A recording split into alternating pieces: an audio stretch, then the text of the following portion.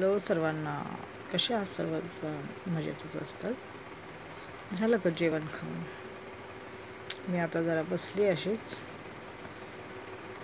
आता निवडणुका लागल्या आहेत लोकसभेच्या आणि पुण्यामध्ये तिरंगी लढत ही होणार आहे.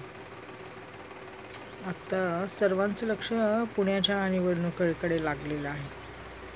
काय होणार, कोण येणार, कोणाला फायदा, कोणाला तोटा. तर कात्रजमधील जे आहेत ना तात्या वसंत मोरे, ते पहिले अपक्ष निवडणूक लढवणार होते, परंतु त्यांना वंचितने त्यांच्या पक्षात घेतलं आणि त्यांना वंचितकडून तिकीट मिळालेलं आहे. तर बघा, आता खूप मोठी लढत होणार आहे आणि वंचितकडून तिकीट मिळालं म्हणजे एक मोठा वर्ग त्यांच्याकडे गेलेला आहे, तात्या मोरेंकडे.